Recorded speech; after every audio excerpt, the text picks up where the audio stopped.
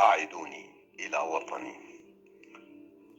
أعدوني إلى تلك الجبال الشامخة، حيث رائحة الزعتر والصنوبر والبلوط والشاي البري.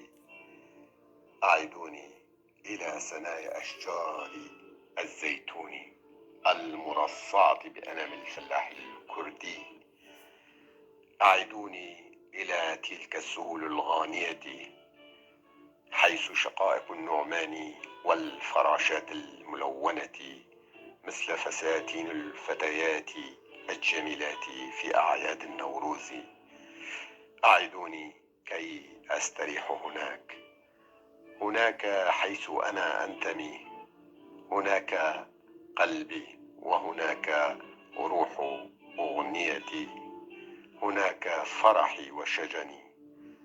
أنا منفي الروح، بعيد عن لغتي وعن دوحة الماضي الذي نسج خمائله بأبهى صوره.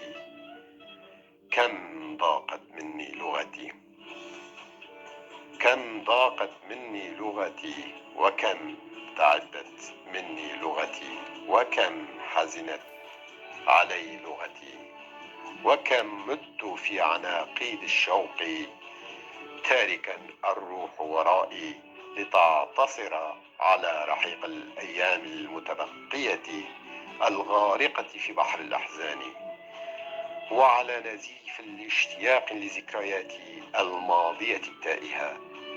آه يا وطني، آه يا وطني، كم مدنا حاربت كي تحيا لغتي، كم مدنا حاربت كي تحيا لغتي.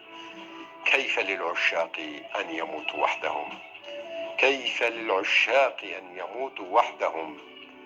كم أنا متعب الآن، كم أنا متعب الآن، كم أنا صغير من دونك، كم أنا منكسر من خيبات الأمل، وكم أنا أحبك.